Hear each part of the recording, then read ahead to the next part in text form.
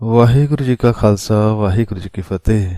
श्री गुरु ग्रंथ साहब जी जिनके एक एक शब्द में लाखों दरिया बह रहे हैं, ये एक ऐसा सागर है जिसमें वाहिगुरु का अमृत जल है, जिसे पीने से, भाव पढ़ने समझने से मन की प्यास बुझती है और मन बेशकीमती खजाने गुणों के रूप में पाता है। तो आज हम सब मिलकर गुरु साहब की वाणी जपजी साहब में से कुछ और कीमती गुणों को तलाश करने की कोशिश गुरु साहब की कृपा से करेंगे। भाव जपजी साहब की चल रहे विचार में आज हम 14 नंबर पौड़ी को समझने का यत्न करेंगे, जिसकी पहली पंक्ति में गुरु साहब फरमाते हैं कि मन्ने मार्ग ठाक ना पाए।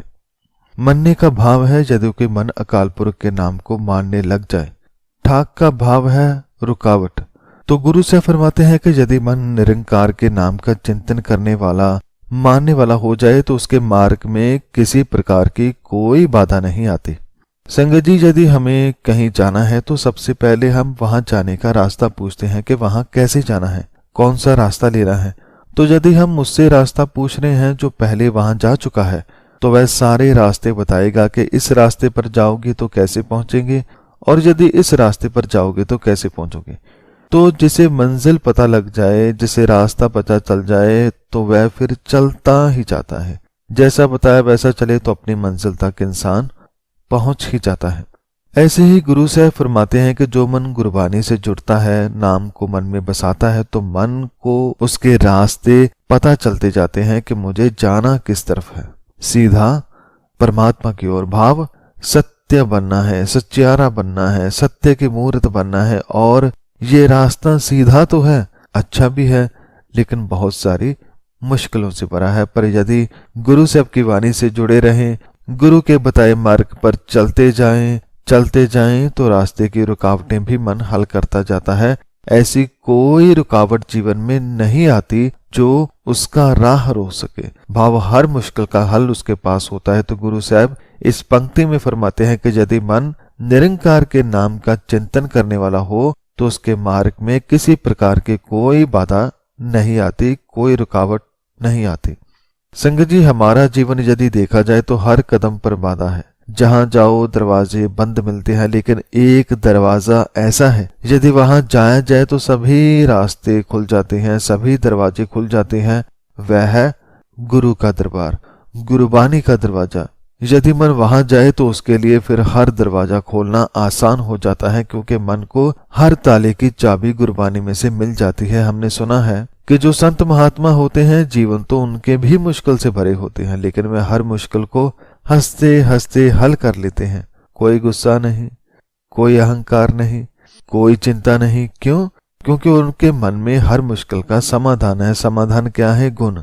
यदि ना मन में हो तो फिर कोई रुकावट नहीं रह जाती, कोई मुश्किल नहीं रह जाती। तो इसके बाद गुरु साहब आगे वाली पंक्ति में एक और गुण की बात फरमाते हैं कि मन्ने पत स्यों प्रगट जाए।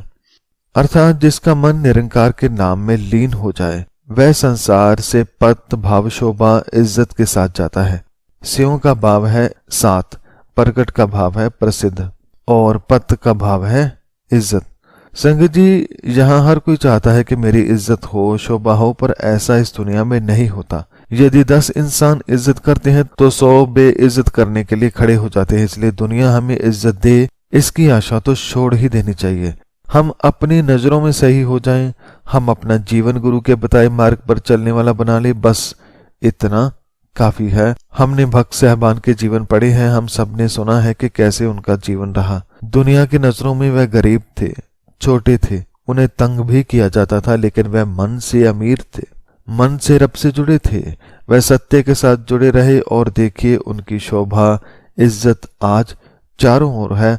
और ऐसी इज्जत नहीं जो दुनिया वाले करें, बल्कि ऐसी इज्जत जिसे परमात्मा ने भी स्वीकार किया। तो गुरु साहब इस पंक्ति में फरमाते हैं कि जो मन नाम को मानने वाला हो जाए, उसकी शोभा भी होती है और वह प्रगट भाव हर तरफ प्रसिद्ध भी हो जाता है। संगत जी, इस संसार में लोग कई तरह से प्रसिद्ध होते हैं, लेकिन जो मन सत्य की राह पर चलकर प्रसिद्ध होता है, वह न केवल अपने मन को परमात्मा की ज्योत से रोशन कर पाता है, बल्कि पूरा जगत उस ज्योत का लाभ ले पाता है और बाकी मनों में भी सत्य का, दीपक जलने लग जाता है। तो गुरु साहब फरमाते हैं कि जो गुरु शब्द द्वारा नाम को मन में बसाने वाला हो जाए वह जगत से इज्जत के साथ जाता है, प्रकट होकर जाता है।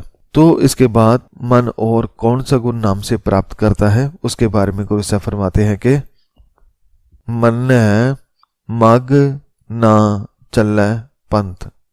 मग का भाव रास्ता है और पंथ का भी एक भाव रास्ता ही है। तो गुरु से फरमाते हैं कि जो नाम को मानने वाला हो जाए वह ना उस मार्ग पर जाता है जिस मार्ग पर दुविधा है, बुराई है, और ना ही उस पंथ पर, उस रास्ते पर जो पाखंड की ओर जाता है। संगत जी, दुनिया में कितने सारे धर्म हैं, कितने सारे और भी अलग अलग संत महात्मा हैं, उनके डेरे हैं और हर कहीं लोगों की बहुत भीड़ है।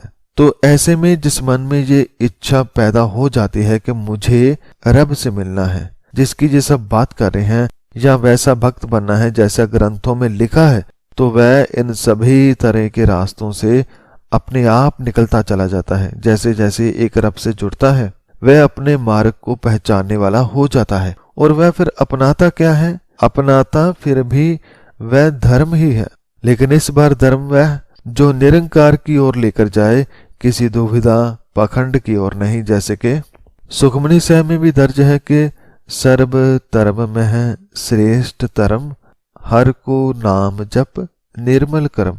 सभी धर्मों में से श्रेष्ठ धर्म क्या है? हर के नाम को जपना, नाम निरंकार का कोई भी हो उसे जपना, भाव जो गुण है, जो नाम है, जो हुक्म है, उन्हें जीवन में अपनाना, उसमें सुरती लगाना। और जब नाम मन में उतरेगा तो वह हमारी बुद्धि में जाएगा, और जब रब के नाम की बुद्धि हमारे पास हो तो हमारे कर्म निर्मल हो जाते हैं। तो धर्मी वही है जो रब को याद रखता है और निर्मल कर्म करता है, भाव नेक कर्म करता है, वह कर्म जिसमें सत्य हो, परमात्मा हो।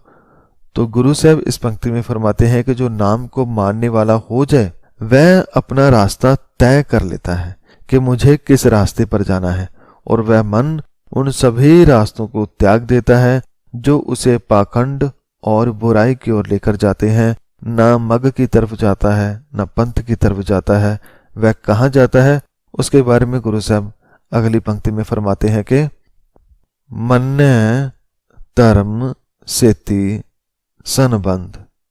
जैसे कि पिछली पंक्ति में गुरु साहब ने समझाया कि वह मग, पंथ आदि रास्तों पर नहीं चलता जो दुविधा, विकार और पाखंड की ओर लेकर जाए। तो किस राह पर चलता है? धर्म के रास्ते पर, सत्य के रास्ते पर, निरंकार के रास्ते पर। संबंध का भाव है संबंध, रिश्ता। सेती का भाव है साथ।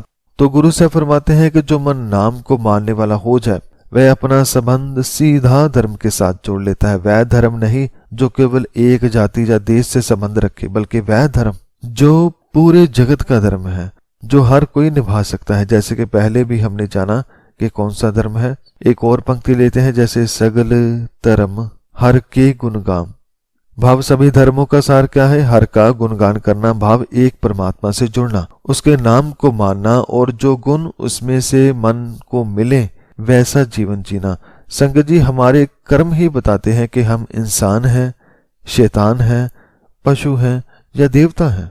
तो हमारे कर्म यदि निर्मल है, साफ मन से किए हैं, यदि हमारे कर्मों में जरा सा भी विकारों की मैल नहीं, तो वह कर्म ही हमें पार लगा देंगे।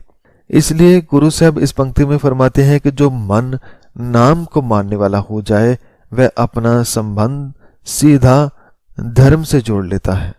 संगत जी, इस जगत में पंछियों को अपना धर्म पता है कि क्या करना है। धरती को पता है, पानी को पता है, हवा को पता है, सबको पता है। किसी को नहीं पता तो वह केवल इंसान है। वह इतना ज्यादा खुद को भूल चुका है कि वह धर्म से बहुत दूर जा चुका है। भाव सच से, दया से, प्रेम से, सब्र से बहुत दूर जा चुका है। रोज कितने पाप कर्म करता है, विकार करता है और फिर दुखी होता है।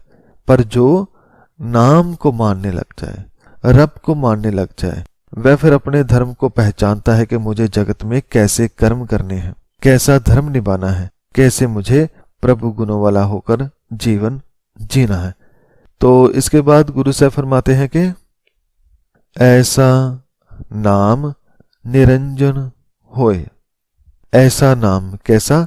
निरंजन, जिसे माया नहीं लगती, जिसे कोई विकार नहीं लगता, एक ऐसा गुण जो सदा ताजा रहता है, कभी पुराना नहीं होता, कभी कम नहीं होता। गुरु साहब फरमाते हैं कि अकाल पुरख बहुत ही ऊंचा और महान है। उसका नाम, गुण, हुक्म भी महान है, निरंजन है। और जो मन नाम के साथ, रब के साथ जुड़ जाता है, जो अपना जीवन प्रभु गुणों से भर लेता है, वह भी माया के प्रभाव से बाहर हो जाता है। उसका जीवन आनंद से भर जाता है। पर यह बात तभी समझ में आती है जब कोई नाम को मानने वाला हो जाए, इससे पहले नहीं। गुरु साहब फरमाते हैं कि जे को मन जाने मन कोय, जे को भाव यदि कोई, मन जाने मन, यदि कोई मन मान जाए कि उसका नाम ही सबसे ऊंचा और निरंजन है, तो वह मन भी माया से मुक्त हो जाता है, उसका जीवन भी ऊंचा हो जाता है। लेकिन कोई भाव कोई कोई ही इसे समझता है। जो समझ जाता है वह पार हो जाता है। जब सारी बात समझ में आती है तो मन के सभी रास्ते सीधे हो जाते हैं। उसे फिर किसी रास्ते पर रुकावट नहीं बनती और ऐसे सीधे सत्य के मार्ग पर चलने से उसकी शोभा भी बढ़ती है। और जो मन नाम को मानने लगे वह मन उन रास्तों को, भाव जो धर्म के नाम पर अधर्म चल रहा है, वह उन रास्तों को छोड़कर केवल परमात्मा के मार्ग को चुनता है। जो इस राह पर चलता है उसका किसी से कोई भेदभाव नहीं होता, उसका सबसे प्रेम होता है। वह किसी से नफरत नहीं करता, वह हर एक में एक को ही देखता है। और वह देख इसलिए पाता है क्योंकि मन साफ है, निर्मल है, माया से मुक्त है।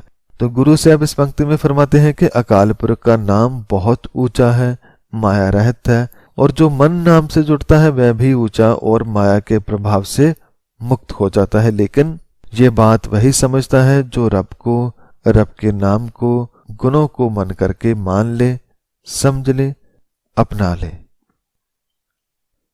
तो संगत जी, ये थी 14वीं पौड़ी जिसमें गुरु साहब ने समझाया कि इंसान की जिंदगी में कितने ही रास्ते बंद पड़े हैं। और बंद इसलिए है क्योंकि बुद्धि बंद कर रखी है, सोचना बंद कर रखा है। और जब हमारी सोच ही नहीं है, हमारी सोच ही उधारी की है, तो हम किसी भी राह पर चल पड़ते हैं। जैसे कोई कहता है वैसे ही बन जाते हैं, हमें अपनी राह की कोई खबर नहीं, इसीलिए भटकते हैं। लेकिन जब कोई मन गुरु साहब की वाणी को सुनता, पढ़ता और समझता चला जाता है तो उसके मन में नाम, भाव, रब, उसके गुण बसने लगते हैं। जैसे जैसे प्रभु गुण मन में भरते हैं, मन को ज्ञान होता है। वह रास्तों को पहचानने लगता है कि मुझे किस राह पर जाना है और किन राहों से किनारा करना है।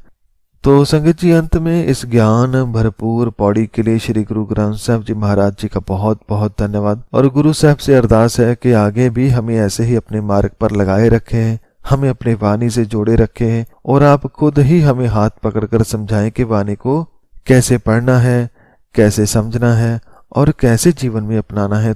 तो इस विचार को करते हुए सभी गलतियों की मैं क्षमा चाहता हूँ और आप सब संगत का भी इस विचार को सुनने के लिए बहुत बहुत धन्यवाद करता हूँ। वाहिगुरु जी का खालसा, वाहिगुरु जी की फतेह।